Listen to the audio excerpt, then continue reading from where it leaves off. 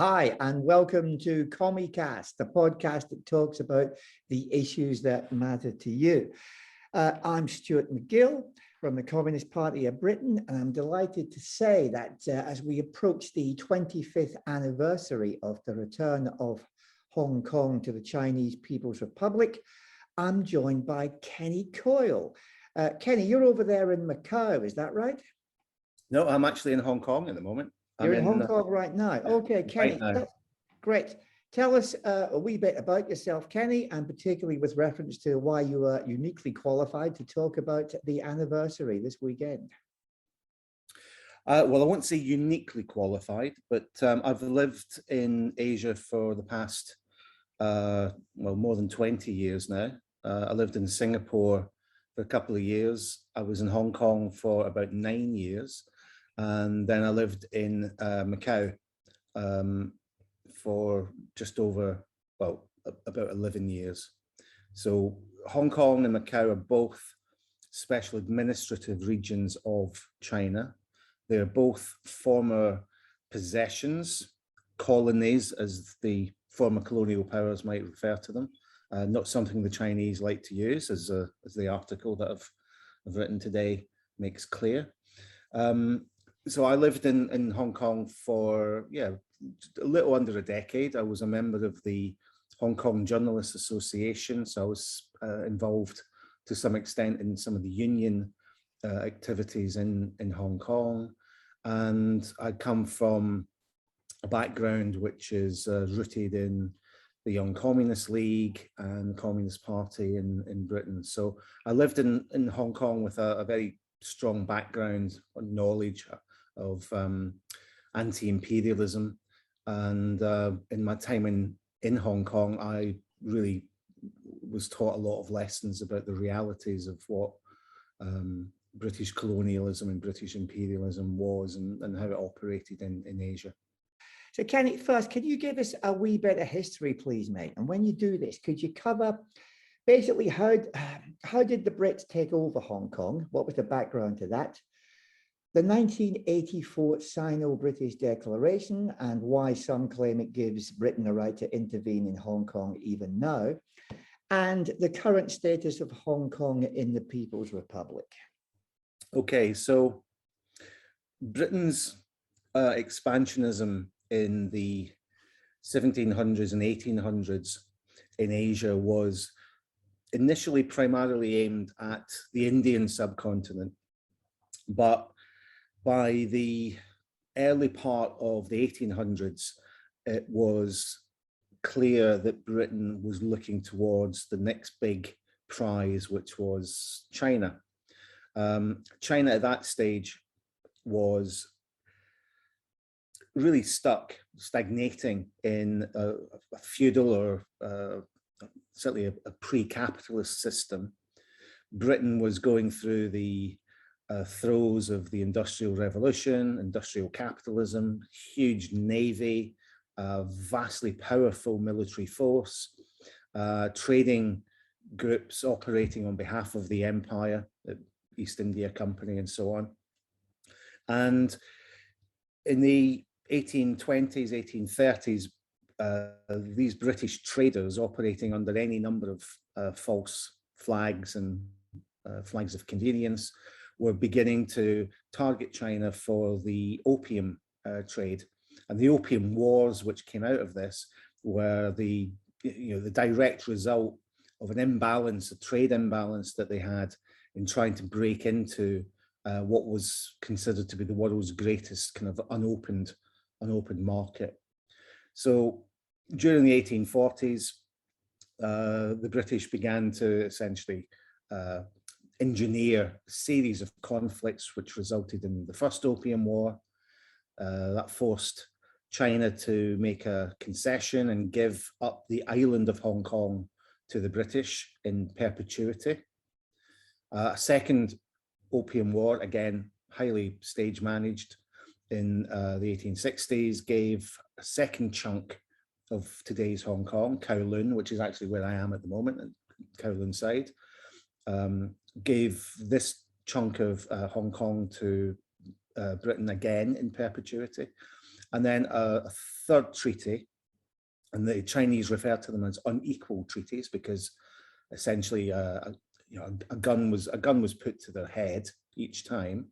But a third treaty in the 1890s gave another large part of Hong Kong's current territory, that's known as the New Territories, some islands and some a landmass right next to what is now the mainland Hong Kong border.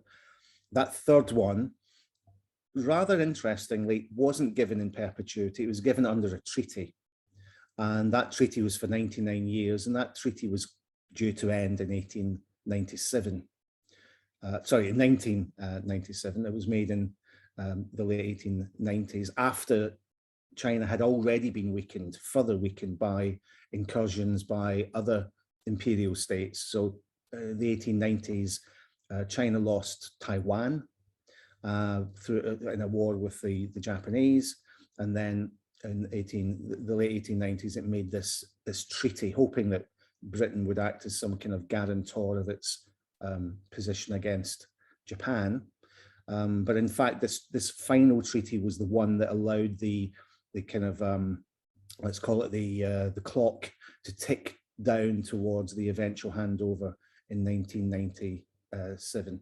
So it really referred only specifically to the New Territories, but in reality, it meant that all of Hong Kong Island, Kowloon, and the New Territories had to find a new status. So that's really the colonial period, very quickly put.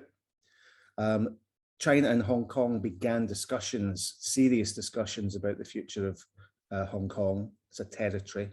So the three parts of Hong Kong in the early 1980s, during the Thatcher period, when relations between Britain and China were actually remarkably good. China was seen as an anti-Soviet ally. It was an idea that the British and Chinese could work out a deal. So the formulations that were established and which became embedded in the constitution of Hong Kong, the so-called basic law, these were already outlined in general in a series of statements. They became known as the Sino-British Declaration, and these were adopted in 1984. And that really set that this clock then really began a countdown towards the return to Chinese sovereignty over Hong Kong. And at the moment, mate, what is the status of Hong Kong inside the People's Republic? So during the discussions in the early 80s,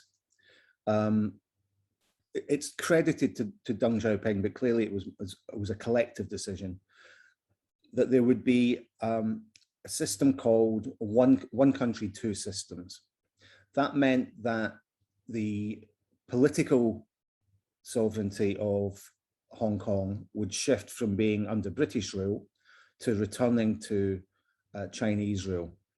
But at the same time, Hong Kong would not adopt China's socialist system. It wouldn't have the economic structures that mainland China had, and it wouldn't have a political system led by the Communist Party, or dominated by the Communist Party, in the way that the mainland was.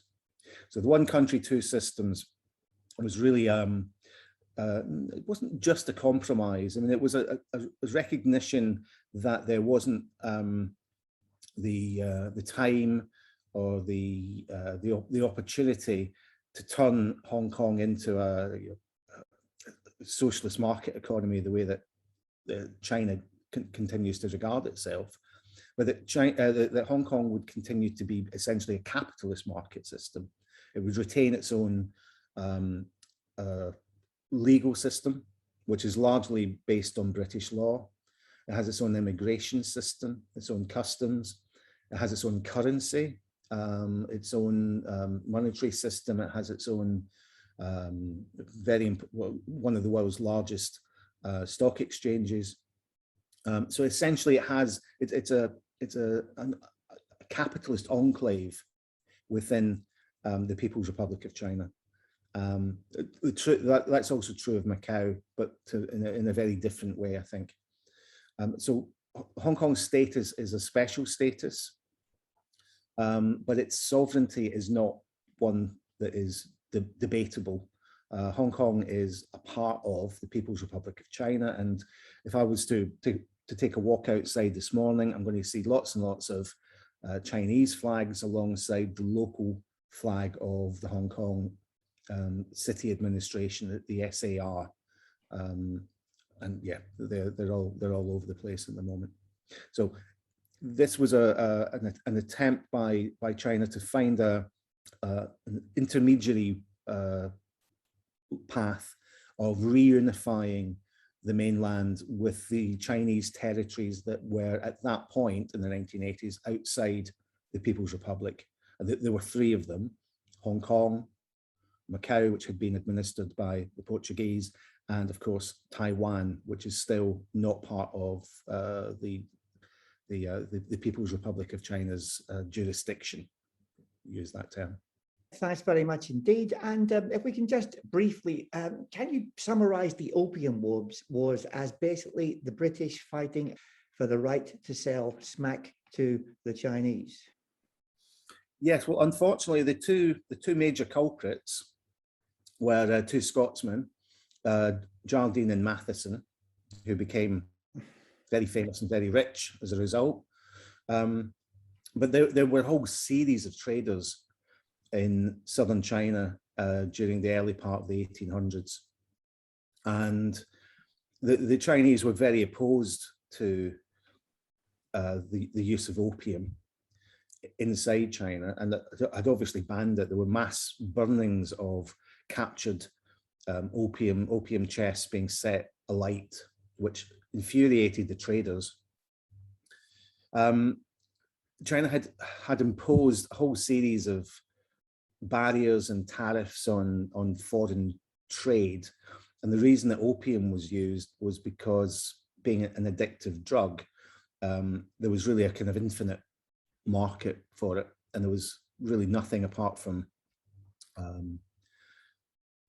police actions by the Chinese that could stop it. The imbalance was because China didn't particularly want to trade with Britain. It didn't see any need for British goods. Some of that was, rather utopian and rather backward and naive, but nonetheless, they didn't really feel the great need to trade with Western countries, and especially not with a country of barbarians like the British.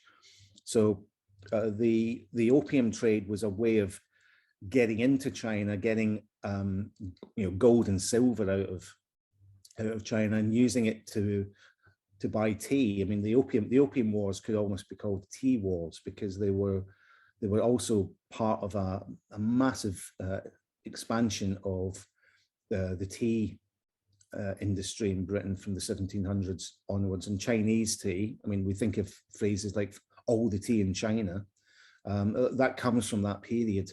So essentially, the opium was being grown in the kind of hinterlands of the British ruled India.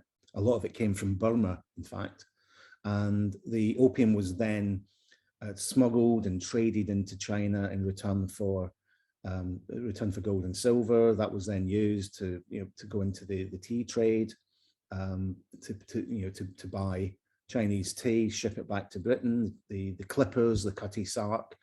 This was a huge industry at the time. The tea revenue was absolutely amazing for the British state in the 1700s and the 1800s. And if you think, to make a bit of a leap, the Boston Tea Party, which set off the American Revolution, was part and parcel of this enormously lucrative trade, not just for the traders, but also for the British state. It added huge amounts to the revenue of the British state at the time. Interesting. And of course, Jardine Matheson, the company founded by those couple of smack dealers, is still a major player in Hong Kong these days. So, Kenny, Now, a question that I think should concern all socialists, and one I think is a wee microcosm of some of the issues facing China as a whole. A June 2021 report written by the inequality guru Thomas Piketty said there's been a very large rise in wage inequality since 1981, especially since the handover of Hong Kong to China. The top 1% of earners now receive a much larger fraction of the total wage bill than the bottom 50%. He also observed an enormous increase in the capital share and the top wealth share since 2000, basically held by the very, very small minority of people at the top 0.001% he talks about here. And he says, finally, we find the top income earners and high income professions, such as executives and managers, and probably people that work for Jardine Matheson, are more likely to vote for the pro-Beijing camp, while the bottom 85% income group, students and lower income professionals, are more likely to be pro-democratic. Now, I realize there's a lot there. Broadly speaking, do you agree with this analysis? And is it recognized as an issue in Hong Kong and China that needs to be addressed?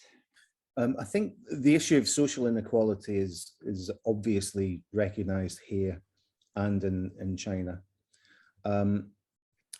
As I said, the terms of the handover agreement, so-called handover agreement, but really the return to China, had made it quite clear that Hong Kong would be allowed to keep its capitalist system, while China would follow a different path. And that has actually become, I think, one of the reasons for some of the friction between Hong Kong and China in the recent period. Because while China does have huge inequalities, although those inequalities are beginning to narrow through government policy, the reality is that for tens of millions, hundreds of millions of people living in the mainland, their living standards have largely been increasing year on year. And that's true across the board. It's true for industrial workers, it's true for farmers, it's just broadly speaking, the entire country has been rising up over the past 25, 30 years. And with targeted programs about poverty alleviation, that's kind of accelerated the rise of certain social groups. Also, even the poorest of the poor in China still have guaranteed access to things like at least the most basic healthcare, at least educational opportunities for their kids and so on. So there's, aside from their actual income, there's some kind of social net. Hong Kong, on the other hand, doesn't really have anything like that. One, Hong Kong's economy hasn't grown anywhere near as fast as mainland China's. So I think since the handover, 1997 to about 2021, China's economy grew tenfold, eightfold, whatever the figure is. But Hong Kong only grew, Hong Kong doubled in size. Now that's still an amazing achievement, but for a city that's already well developed, that's actually quite a remarkable achievement to double your economy in a quarter of a century. But there hasn't been anything in the way of the poverty alleviation programs that China had. The problems and the social problems in Hong Kong are rooted in things like a very, very unequal housing market, which is very familiar to people living in London. So young people who've grown up, let's say, with 25-year-olds in Hong Kong today, will probably not be able to even dream of owning their own flat or their own apartment or their own house in a way that their parents were able to do that. There was a certain social, financial mobility that existed. But like a lot of developed capitalist countries, that's just not happening in Hong Kong. So Hong Kong exhibits, if you like, the classic problems of a developed capitalist city. And that's been one of the factors, I think, that's been behind some of the instability, the political instability later, that manifests itself later on in from 2014 on to 2019. One point I'd make about the Piketty thing in terms of political support, though, is quite important. It's true that large sections of the ultra rich in Hong Kong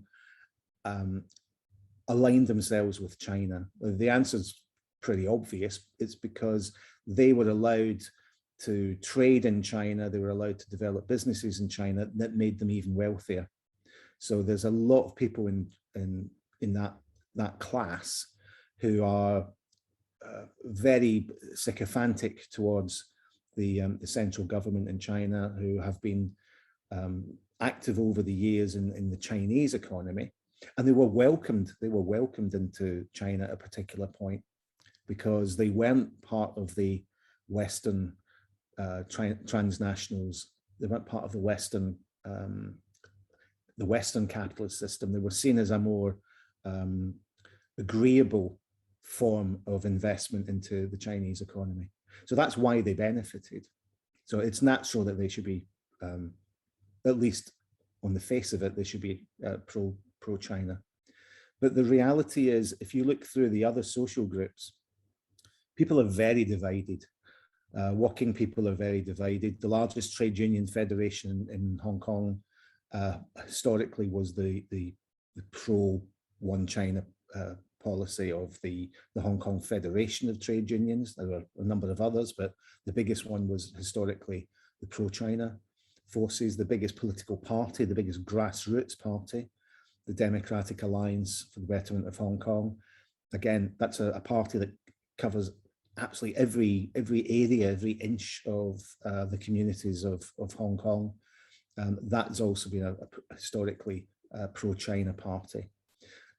So the issue isn't, and I know this was often how some people on the left in Britain interpreted it, it wasn't a case of there was some kind of tiny elite that was pro-China. The sentiment in favor of unification has always existed within all strata of society, from the working class through sections of the middle class through to, yes, of course, the tycoons. Tycoons had a very shallow understanding of it. And I'd make that point that if you look at the electoral results from 1997 onwards, you'll see that there's a very clear division into two camps. But the pro-Beijing camp, as Western media would call it, has never really dipped below 40%. It's always won 40, 45%, sometimes upwards of 50% of the vote. So there's a core support for China within Hong Kong that has never gone away, and it encompasses every single strata of society. If you wanted to look at the, if you like, the cadre of the anti-China groups, you'll see that by and large they're taken from the more upper echelons of the middle class, from the professional elements, Western educated, English speaking journalists, barristers, lawyers, and so on. That's their key demographic. So it's important to emphasize this, that there is a very, very powerful body of opinion here in Hong Kong that is absolutely in favor of closer links with the rest of China. The economy has grown pretty spectacularly since 1997, because Hong Kong was a very advanced economy anyway. Mainland China, as we know, wasn't in the late 90s, so of course their growth would be consequently a lot higher. But Hong Kong has still grown a hell of a lot, as indeed has the population since 1997 by 14%. And as anybody who's been to Hong Kong will tell you, it's a pretty densely populated part of the world anyway. This 14% growth in population, I imagine some of this has been organic, but I guess quite a bit has been through immigration. Where have these people come from? The obvious answer is that the overwhelming majority of migrants have come really from mainland China. So they've come from other parts of China. That's true across a whole range of areas, from students through to educated professionals, people working in the Chinese-based firms and companies. One of the growth areas has been as China's own industrial base has developed. A lot of Chinese state-owned enterprises have expanded their offices in Hong Kong. So it's kind of, for 100 years, the West moved into Hong Kong as a way of getting into China. And if you think of it this way, China has used Hong Kong as a way of getting China out to the world, both in terms of state companies as well as private companies. So the main migration continues to be from mainland China, but then that's always been true. I mean, the overwhelming majority of Hong Kong Chinese people have not very distant relations with the mainland. That's one of the reasons why the xenophobia during the protests was so irrational, because many of them have parents or certainly grandparents who lived and were brought up in other parts of China, usually Guangdong province, but there are other parts of China where there was considerable migration into Hong Kong. So in terms of the new Hong Kongers, they've come largely from the mainland. Industry, well, Hong Kong doesn't really have much in the way of industry anymore. So if you were looking at, let's say, construction sites, you'd find probably many of the laborers and some of the unskilled sector would be from the mainland. But Hong Kong's economy is incredibly lopsided. So something like 92, 93% of the economy, it comes from the service sector. And if you look at that worldwide, if you look for similar economies with that kind of lopsided ratio, you're looking at places like the Cayman Islands, British Virgin. I mean, you're looking at every offshore tax haven that exists. And that's been part of the problem in Hong Kong, that it's an entirely service-based economy. Its growth has been based on servicing trade between China and the rest of the world. It's acted as this kind of,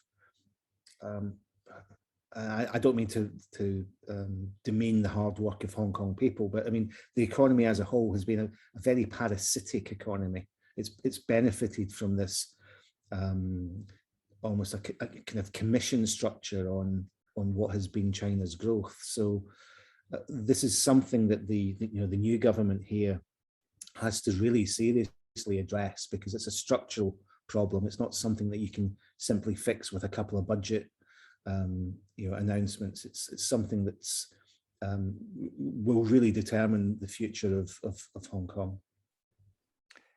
Interesting. Yeah, sounds a little bit like London, basically a parasitic financial sector. Let's go on to the thorny issue of human rights here, mate. We get a very slanted view from a quasi-state-run press across here. Firstly, tell us about the 2019 protest that began as peaceful mass protest against extradition legislation and then turned into violent anti-Chinese demonstrations. Who led the violence and what level of support did they enjoy from the wider population? Well, the 2019 protests were, I have to say, quite shocking to me, having lived in Asia and having lived in Hong Kong for such a long time. You very rarely see public violence.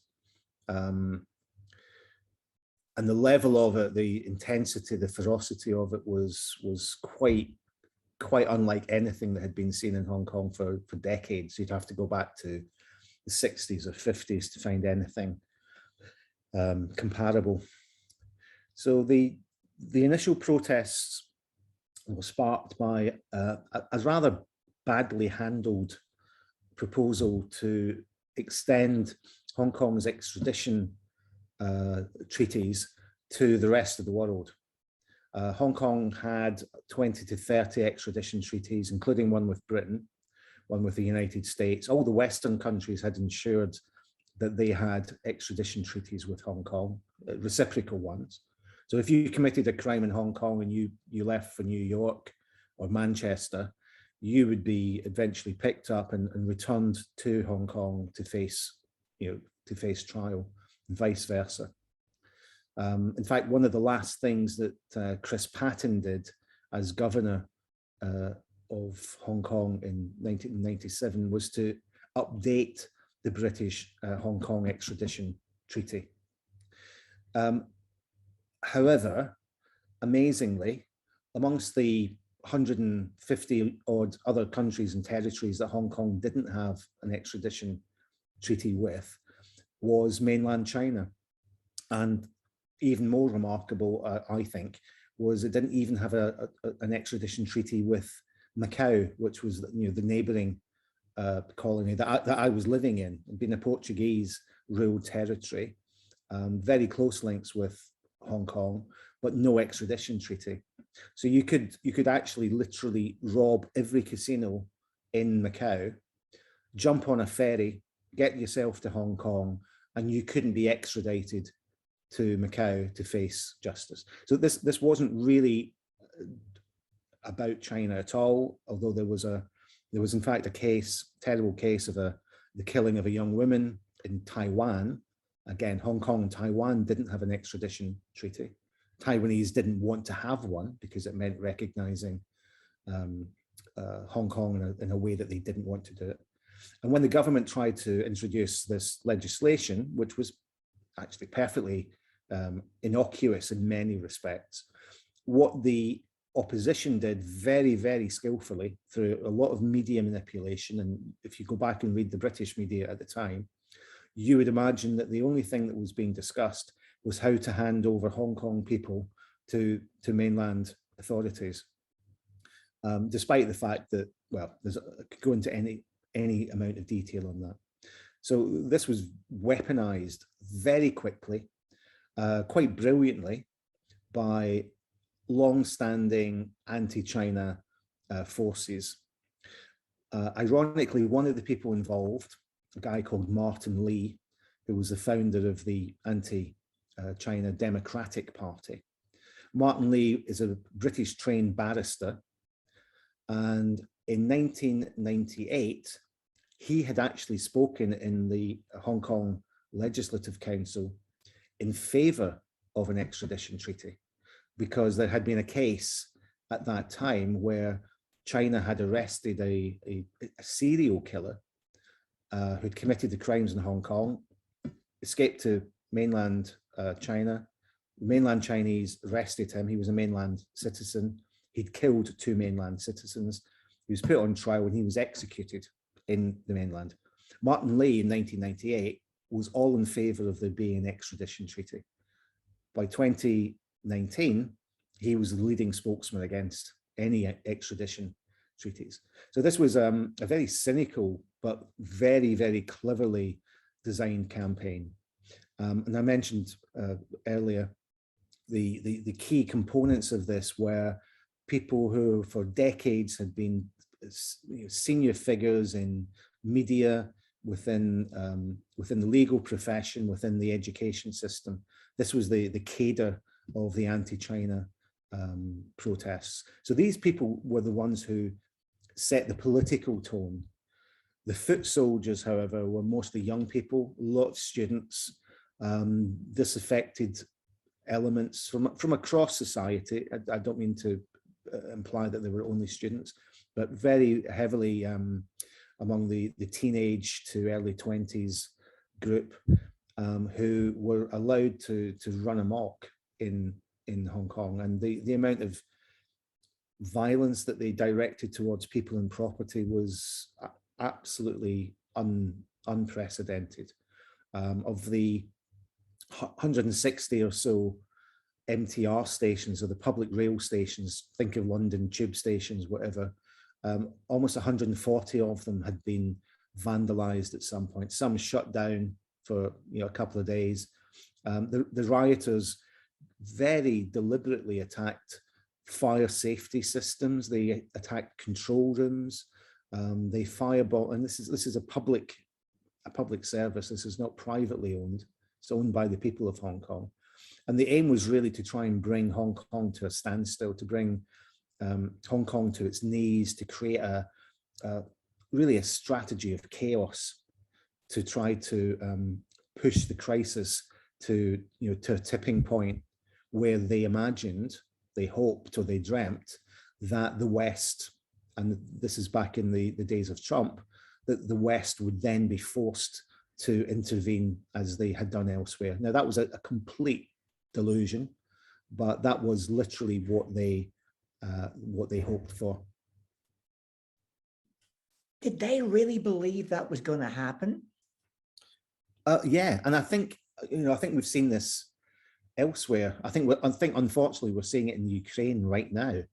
There are just people who are told, they're convinced, they're financed, they're organized by the West. I'm not saying it's as simplistic as that, but there is a core of people in Hong Kong who really who did believe that would happen. And they went to Washington. They weren't just passive recipients of American aid. I mean, they were deeply embedded in not just the National Endowment for Democracy, but they went to lobby in Washington, people from the Confederation of Trade Unions, people I know from the Journalists Association, Martin Lee, former people from the old British administration, Anson Chan, others who came from the Democratic Party, or one of the many splinter groups. I mean, these people deliberately lobbied in the United States. This wasn't simply a question of American manipulation in Hong Kong. This was the result of a long-standing anti-China, or in some cases a purely anti-communist movement in China, going to its traditional allies and begging for assistance. These people lobbied for sanctions against Hong Kong companies, Hong Kong people. Some rather stupidly, like Jimmy Lai, the Rupert Murdoch of Asia. I mean, Lai was on TV many times saying, yeah, I want America to intervene. He was a strong supporter of Trump, incidentally. I want America to intervene. The problem is that the CIA doesn't intervene enough in Hong Kong. So you had this background, but of course they were let down. I'm thinking that maybe a good example would be the Venezuelan opposition, right? They were led up the garden path at a certain point. They couldn't deliver what Washington wanted, and yet at the same time they imagined that the Americans were going to come, dig them out of their own mess, and clearly that didn't happen. It didn't happen in Hong Kong either. China acted very decisively, and in a way caught them off guard, because there had been an assumption that China's only response was going to be a military one, that Chinese soldiers would be on the streets of Hong Kong, that this would be a vast international crisis. And many of the Hong Kong groups were comparing Hong Kong to Berlin. They wanted a kind of Berlin crisis from the 40s and 60s. They had this kind of Cold War image. And instead, what happened is China simply insisted on the implementation or the extension of national security legislation. So they moved against them within the framework of a legal and constitutional basis. And they didn't actually see that one coming. The national security legislation was a real body blow to the pro-Western groups, because they had been so open about the collusion with the United States and other countries. So they had no real defense against this. I think initially there was a lot of support, because I think there was so much confusion over what was, to begin with, a protest about extradition treaties, which are, even for people who follow the news, they're confusing, they're intricate. Most people don't have legal training or legal background. So when someone is being told by a lawyer like Martin Lee that this means that anybody can be lifted off the streets of Hong Kong and can end up in a Chinese jail, naturally many people believe that. So the initial campaign against the extradition movement certainly had a very popular base amongst the traditionally anti-China or critical of China part of the population. It also received the most incredible amounts of publicity from Western media.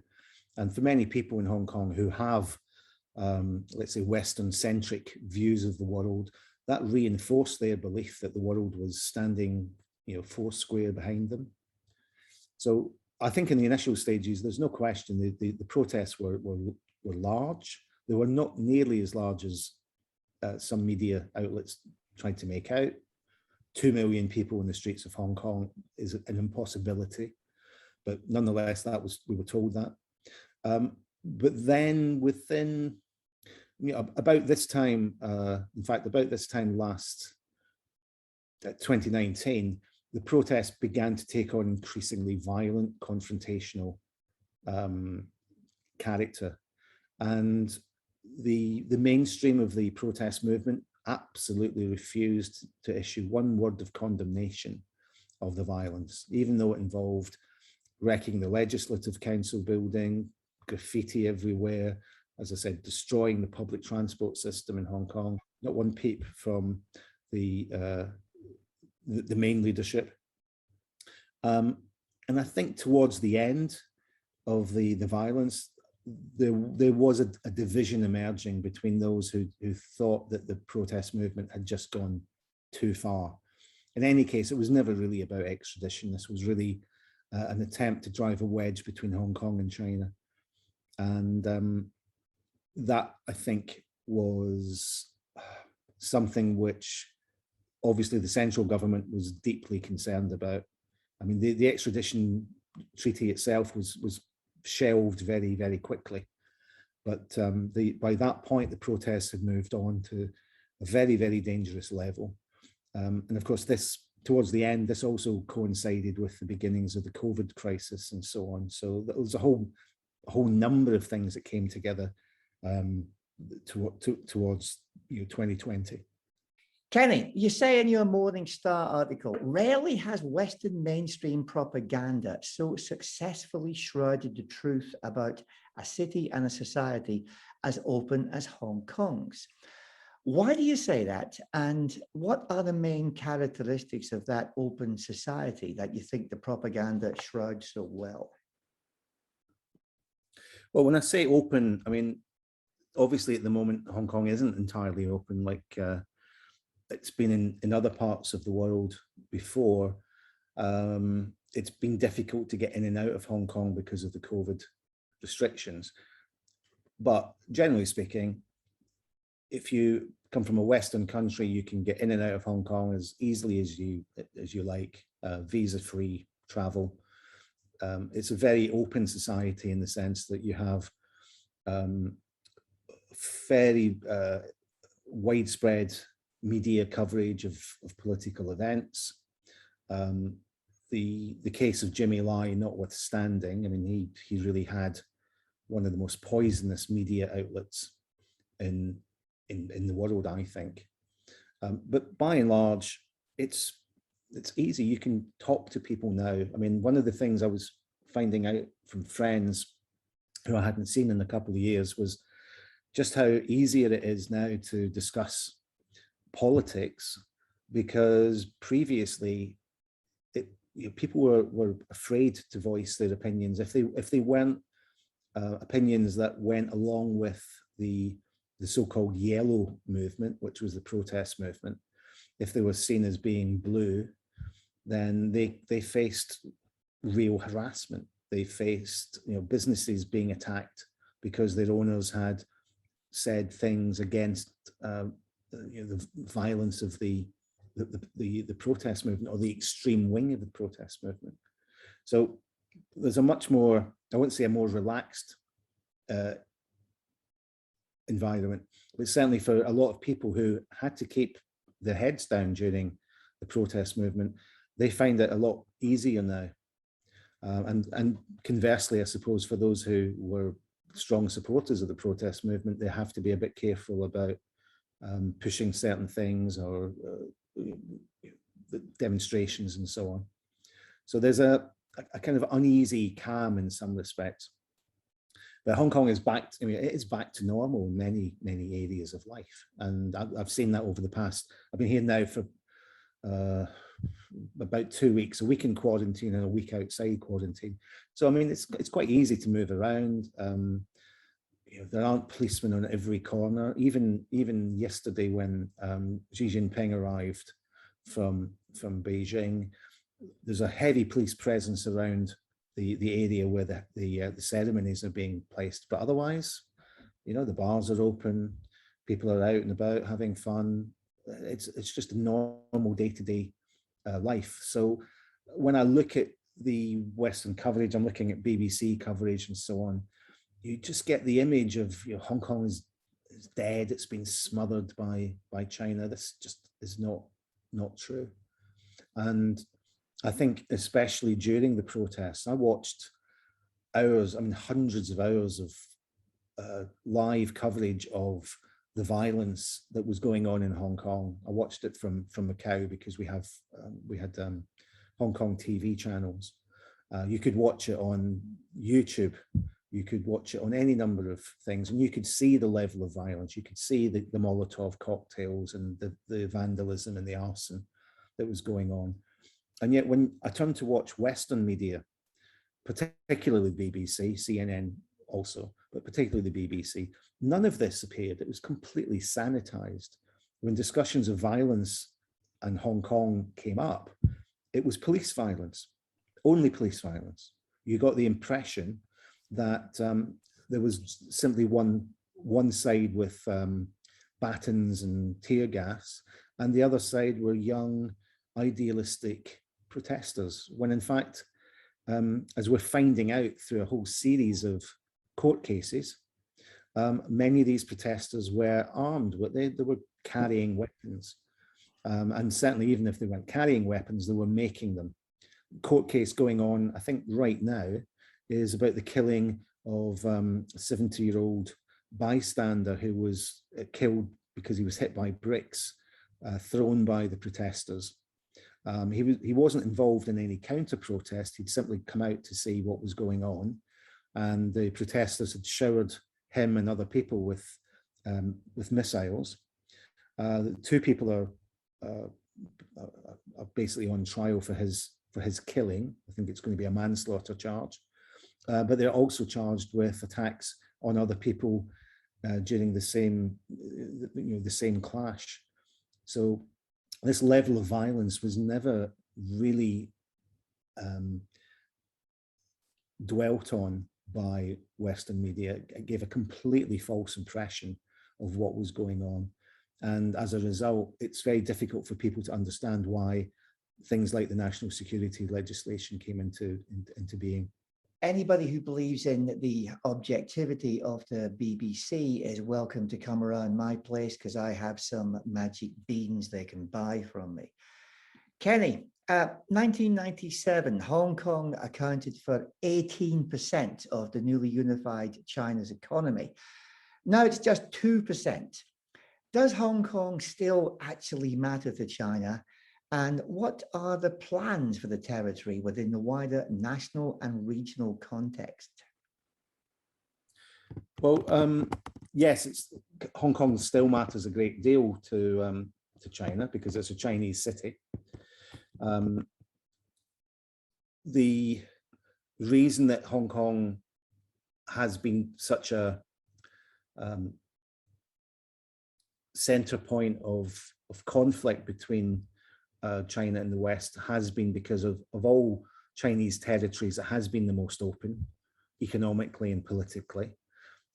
Economically, that will still be the case, but politically, there won't be the space for the pro-Western groups to organize as they did before. That period, I think, is definitely finished.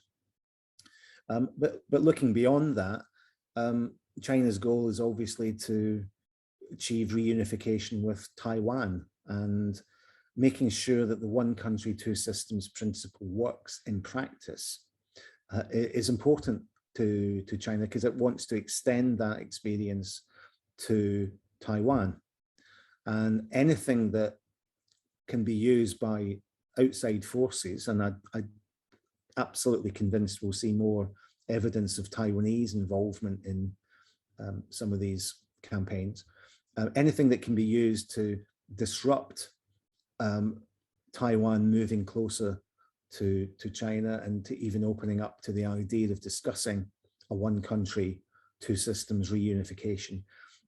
That's really one of the key issues. And we know, and you'll know from British media, the speculation about China's invasion, impending invasion of Taiwan. These things are being talked about all the time in the West. Will this lead to a new war, etc.? So that's the kind of negative side of it. But the positive side is China has, amongst other plans, it has a plan to create what they call the Greater Bay Area. The Bay being the Pearl River Delta is the main river that goes through this part of southern China.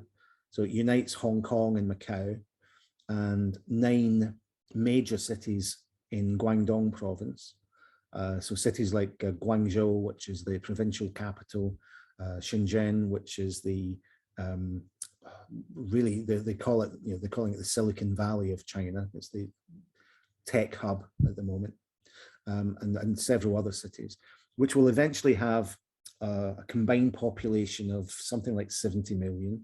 So it'll be approximately the same size and population as United Kingdom. But this idea is to create the synergy between these different cities. The full name is Guangdong-Hong Kong-Macao Greater Bay Area. This will create what China intends to be the single most dynamic center, the most dynamic hub of the world economy. It'll bring together the expertise of Hong Kong in financial areas, bring together some of the entertainment and whatever of Macau. It will bring together some of the industrial experience and the tech experience that's been developed in Guangdong province. So taken together, this is going to be one of the biggest economic entities that the world has ever seen. So this is really the actual future for Hong Kong is quite bright if there's the political will to move forward with this process of integration with the rest of southern China. Kenny, thank you very much indeed for that. That was an absolutely fascinating discussion. It went on a wee bit longer than we expected, but I could talk about this for a little bit more. But I have to get to bed and you have to get on with the rest of your day. Thank you very much indeed for that, sir. This has been CommieCast with Kenny Coyle. We are anti-fascist, anti-racist, anti-capitalist, but very much pro the working class. Thank you very much for listening. Good night.